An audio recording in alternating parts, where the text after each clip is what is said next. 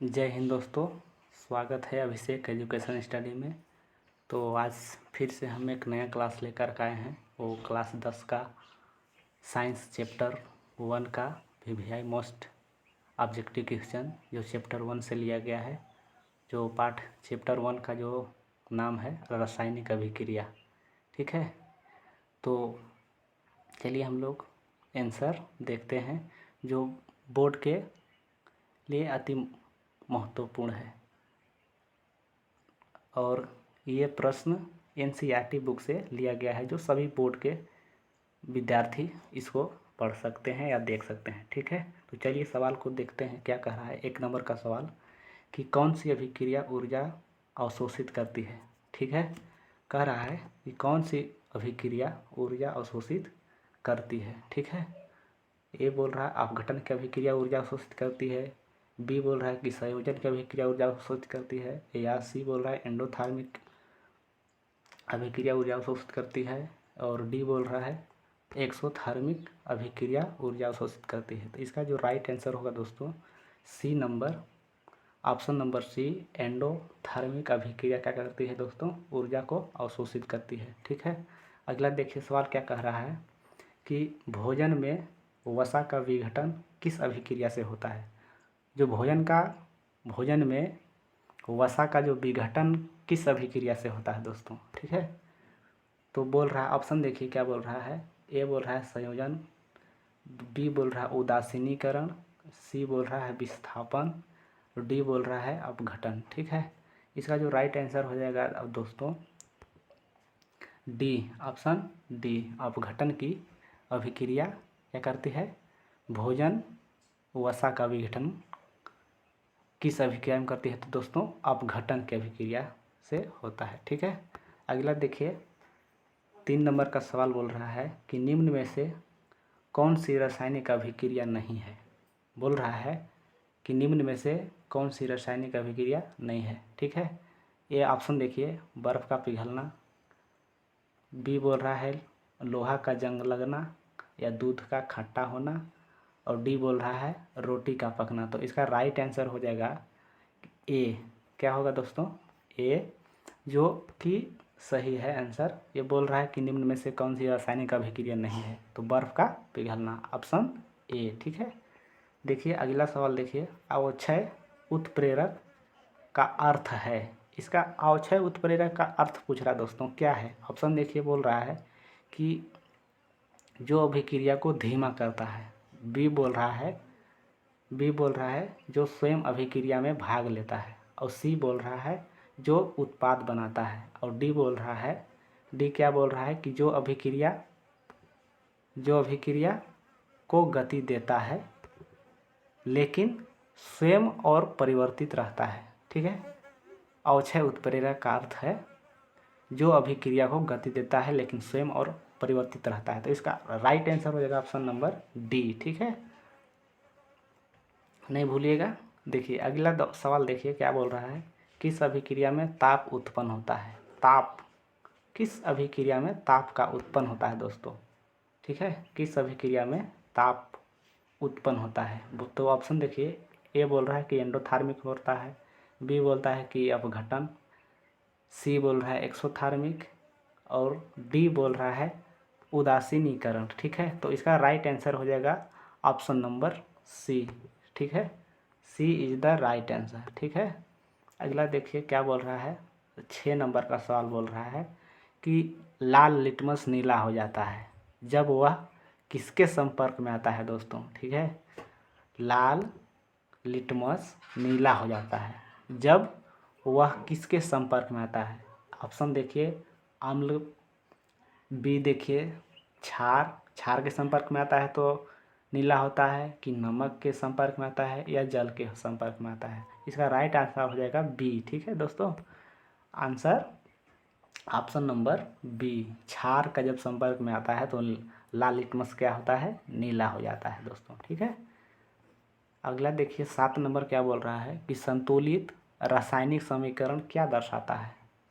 संतुलित रासायनिक समीकरण क्या दर्शाता है दोस्तों। संतुलित रासायनिक समीकरण क्या दर्शाता है, वह दर्शाता है दोस्तों क्या दर्शाता है? ऑप्शन पहले देखिए। ए बोल रहा है अणुओं की संख्या को दर्शाता है, या परमाणुओं का संरक्षण को दर्शाता है, या ऊर्जा की प्रवाह को दर्शाता है, या रंग परिवर्तन का दर्शाता है। इसका जो राइट आंसर हो जाएगा दोस्तों ऑप्शन नंबर बी। ठीक है, ऑप्शन नंबर बी, परमाणु का संरक्षण वो क्या करता है? रासायनिक समीकरण को दर्शाता है, संतुलित रासायनिक समीकरण को दर्शाता है। ठीक है, अगला देखिए क्या बोल रहा है। जब मैग्नीशियम को जलाया जाता है, ठीक है, जब मैग्नीशियम को जलाया जाता है दोस्तों, तो वह किस रंग को ज्वाला देता है? ठीक है, लाल को देता है, या नीला को देता है, या सफ़ेद को देता है, या हरा को देता है। ठीक है, जब मैग्नीशियम को जलाया जाता है दोस्तों, तो वह किस रंग का ज्वाला देता है दोस्तों? ठीक है, इसका जो राइट आंसर हो जाएगा दोस्तों ये सी नंबर, सफ़ेद, सफ़ेद रंग का ज्वाला देता है। ठीक है, नहीं भूलिएगा। चलिए देखिए आगे वाला सवाल क्या कर रहा है कि किस रासायनिक अभिक्रिया में ऊर्जा का अवशोषण होता है? ठीक है, किस रासायनिक अभिक्रिया में ऊर्जा का अवशोषण होता है दोस्तों? ऊर्जा का अवशोषण हो रहा है। ठीक है, पूछ रहा है कि किस अभिक्रिया में, या एंडोथर्मिक अभिक्रिया में होता है, या एक्सोथर्मिक अभिक्रिया में, या संयोजन अभिक्रिया में, या अपघटन की अभिक्रिया में।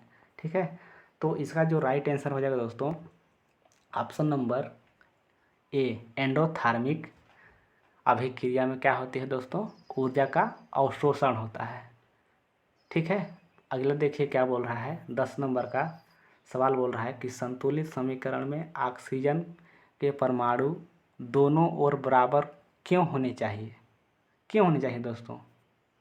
ये बोल रहा है सवाल देखिए, संतुलित समीकरण में ऑक्सीजन के परमाणु दोनों ओर बराबर क्यों होना चाहिए? क्योंकि द्रव्यमान संरक्षण के नियम से, या ऊर्जा संरक्षण के नियम से, नियम के अनुसार, क्लोरीन के लिए। ठीक है दोस्तों, सॉरी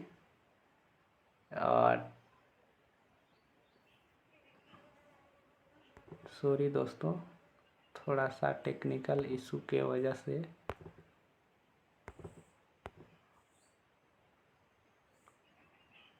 स्मार्ट बोर्ड को थोड़ा सा पढ़ने में थोड़ा सा दिक्कत होता है, इसलिए अभी तो क्षमा चाहेंगे। तो देखिए सवाल क्या कर रहा है कि संतुलित समीकरण ऑक्सीजन के परमाणु दोनों ओर बराबर क्यों होना चाहिए दोस्तों? तो ये बोल रहा है द्रव्यमान संरक्षण के नियम से, या ऊर्जा संरक्षण के नियम से, या नियम के अनुसार, या क्लोरीन के लिए। तो इसका जो राइट आंसर हो जाएगा दोस्तों, इसका जो राइट आंसर होगा देखिए क्या है, ए नंबर, द्रव्यमान संरक्षण के नियम से। ठीक है, ऑप्शन नंबर ए। ठीक है, द्रव्यमान संरक्षण के नियम से। ठीक, अगला देखिए क्या बोल रहा है। 11 नंबर का सवाल देखिए, बोल रहा है कि रासायनिक समीकरण में पदार्थों के लिए संख्यात्मक अनुपात को दर्शाने के लिए किसका उपयोग किया जाता है? ठीक है, रासायनिक समीकरण में पदार्थ के लिए संख्यात्मक अनुपात को दर्शाने के लिए किसका उपयोग किया जाता है दोस्तों? संकेत चिन्ह का, कि गुणक का, या सूत्र का, या संयोजक चिन्ह का? तो क्या चीज़ का दर्शाया जाता है दोस्तों? Option number B. ठीक है, गुणक को क्या क्या किया जाता है? दर्शाया जाता है। ठीक है, B is the right answer, गुणक। ठीक है, अगला देखिए 12 नंबर का सवाल बोल रहा है कि किस रासायनिक अभिक्रिया में दो नए उत्पाद बनते हैं?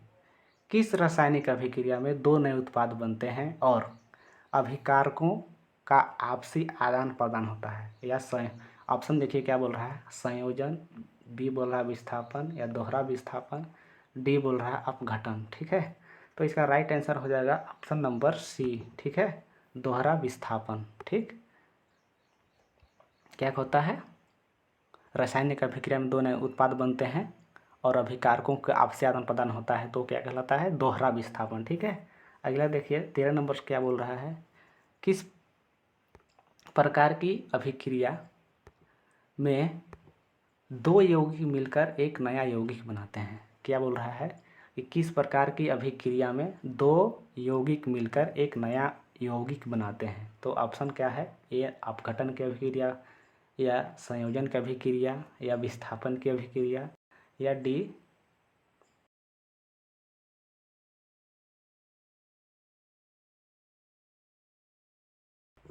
सॉरी दोस्तों, क्षमा चाहूँगा आपसे।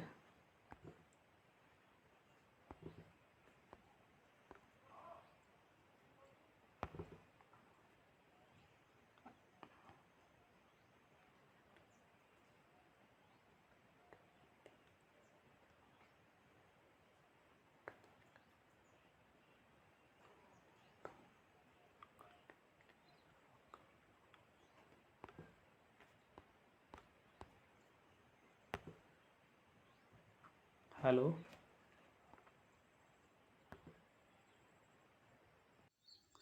तो चलिए देखते देखते हैं दोस्तों क्या है। बोल रहा है 13 नंबर का सवाल कि किस प्रकार की अभिक्रिया में दो यौगिक मिलकर एक नया यौगिक बनाते हैं। ठीक है, इसका जो राइट आंसर हो जाए दोस्तों ऑप्शन नंबर सी।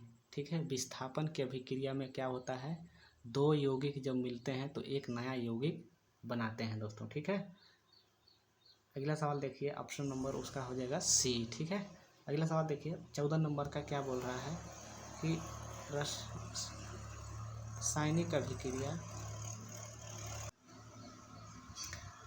अभिक्रिया के दौरान कौन सा संकेत यह दर्शाता है कि गैस बनी है।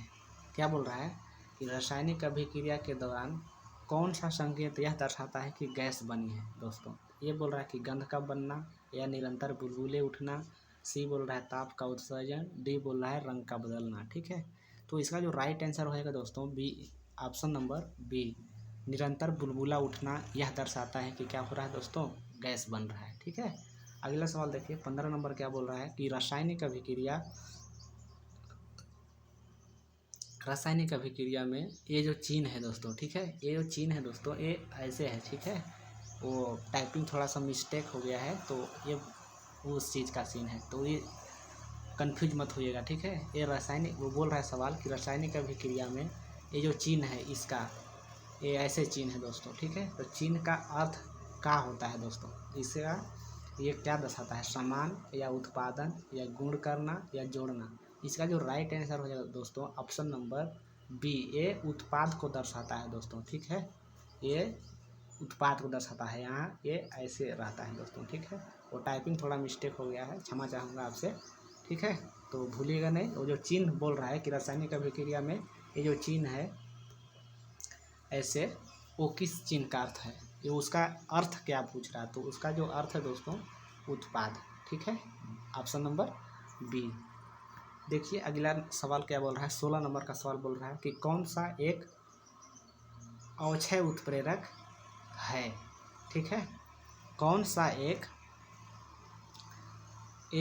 अवक्षय उत्प्रेरक है, ए HCl है, बी MnO2 है, या NaCl है, या CaCO3 है। तो इसका जो राइट आंसर हो जाएगा दोस्तों ऑप्शन नंबर बी, MnO2 क्या है दोस्तों, वो एक अवक्षय उत्प्रेरक है। ठीक है, ऑप्शन नंबर बी।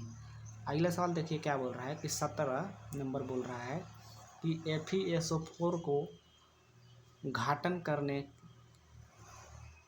पर गैसों का मिश्रण प्राप्त होता है जिसमें होती है, क्या होती है दोस्तों, यहाँ ऑप्शन नंबर इसका हो जाएगा राइट आंसर दोस्तों बी। यहाँ थोड़ा सा टाइपिंग मिस्टेक हो गया है, FeSO4 का घटन नहीं होगा, अपघटन करने पर गैसों का मिश्रण क्या होता है दोस्तों, यहाँ होगा अपघटन। ठीक है दोस्तों, अपघटन।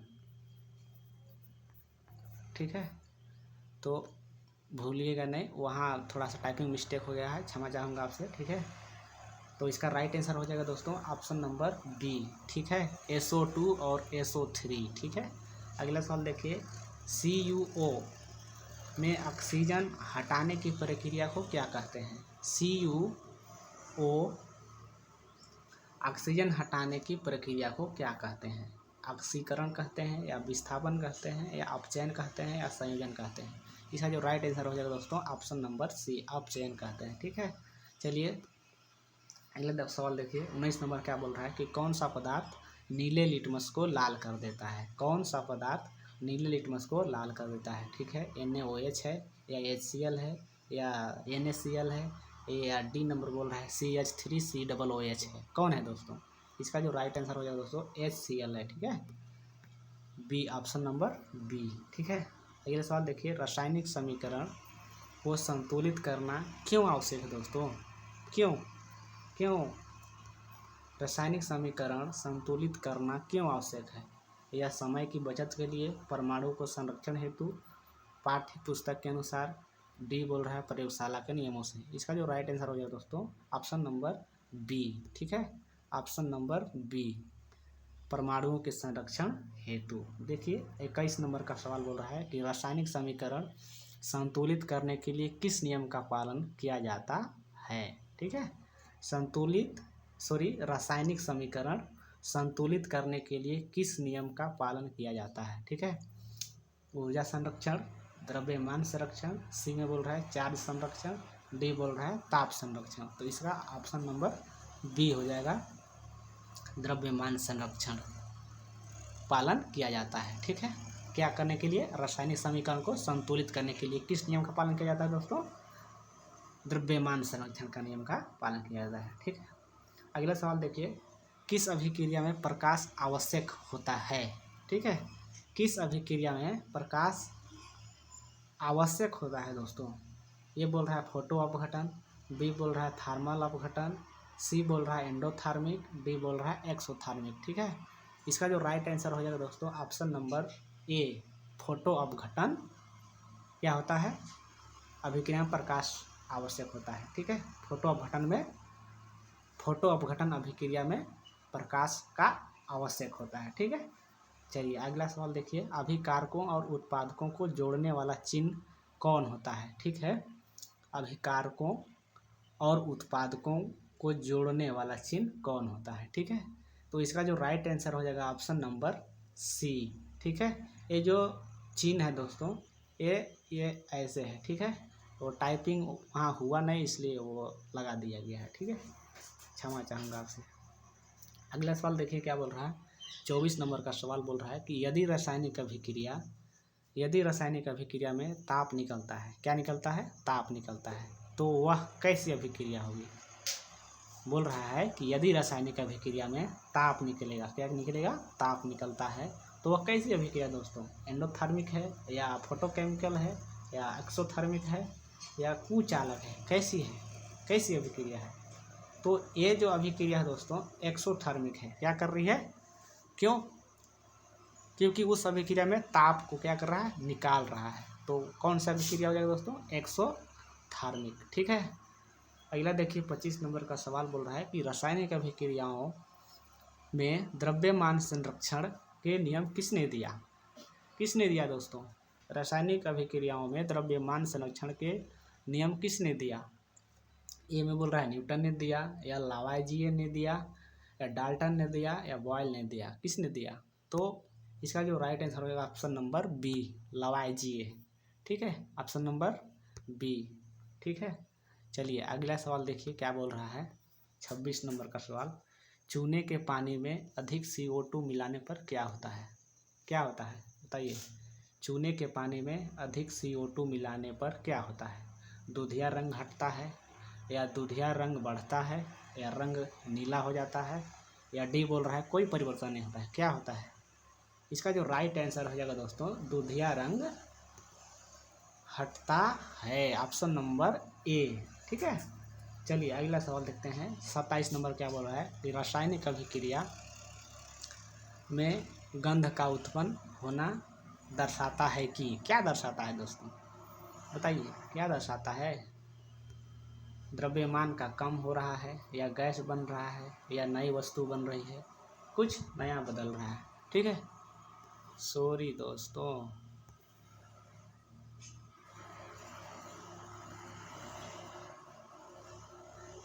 सॉरी। ठीक है, चलिए देखते हैं क्या बोल रहा है, रासायनिक अभिक्रिया में गंध का जो उत्पन्न होता है क्या होता है? वो क्या दर्शाता है? तो ये दर्शाता है दोस्तों ऑप्शन नंबर सी, नई वस्तु बन रही है। ठीक है, चलिए अगला सवाल देखिए क्या बोल रहा है, 28 नंबर का, कि अपघटन अभिक्रिया को गति देने के लिए कौन सी ऊर्जा दी जाती है? क्या किया जाता है? बोल रहा है सवाल कि अपघटन अभिक्रिया को गति देने के लिए कौन सी ऊर्जा दी जाती है दोस्तों? ये बोल रहा है कि गतिज ऊर्जा दी जाती है, कि ताप ऊर्जा दी जाती है, या स्थैतिक ऊर्जा दी जाती है, या ध्वनि ऊर्जा दी जाती है। इसका जो राइट आंसर हो जाएगा दोस्तों बी नंबर, ताप ऊर्जा दी जाती है। क्या करने के लिए? अपघटन क्रिया को गति देने के लिए। क्या कौन सा ऊर्जा दिया जाता है? ताप ऊर्जा। चलिए 29 नंबर का बोल रहा है कि Fe प्लस एस। एस जो है यहाँ एस के बगल में ऐसा चिन्ह है, टाइपिंग थोड़ा मिस्टेक हो गया है दोस्तों, तो क्षमा चाहूँगा। Fe किस प्रकार की अभिक्रिया है? बोल रहा है कि Fe प्लस एस और ये चिन्ह है, फिर Fe किस प्रकार की अभिक्रिया है? या संयोजन अभिक्रिया है, या अपघटन अभिक्रिया है, या विस्थापन अभिक्रिया है, या एंडोथर्मिक है। ठीक है, इसका जो राइट आंसर हो जाएगा ऑप्शन नंबर ए। ठीक है, ऑप्शन नंबर ए कौन सा अभिक्रिया है? संयोजन अभिक्रिया कह रहे हैं। क्यों? क्योंकि ये संयोग बना रहा है। ठीक है, FeS। ठीक है, Fe प्लस एस, FeS बन रहा है, तो कौन सा अभिक्रिया है? संयोजन अभिक्रिया, ऑप्शन नंबर ए। चलिए लास्ट नंबर का सवाल देखते हैं, और कह रहा है कि चूने के पानी को, क्या कर रहा है? चूने के पानी को CO2, ठीक है, CO2 में मिलाने पर क्या बनता है? ठीक है, CO2 को मिलाने पर क्या बनता है? यानी CO2 का कौन अर्थ है? क्या अर्थ है? Carbon dioxide. ठीक है, तो इसका जो राइट आंसर होगा क्या दोस्तों? Option number B, CaCO3। ठीक है, ऑप्शन नंबर बी। तो ये था दोस्तों 30 प्रश्न। ठीक है, ये जो NCERT बुक से लिया गया था। ये आज का सवाल, आज का वीडियो यहीं तक लास्ट करते हैं, और तब तक हमारे चैनल पर बने रहिए और लाइक कीजिए, और तब तक हमारे चैनल में बने रहिए अगला वीडियो के आने तक। तब तक के लिए धन्यवाद। और अगर PDF चाहिए तो आप सीधा कमेंट कर सकते हैं, और इसका PDF आपको प्रोवाइड करा दिया जाएगा। ठीक है, तो चलिए मिलते हैं अब नेक्स्ट क्लास में। तब तक के लिए बने रहिए हमारे चैनल पर, और इंतज़ार करिए अगले वीडियो तक। ठीक है, मिलते हैं नेक्स्ट वीडियो में। जय हिंद।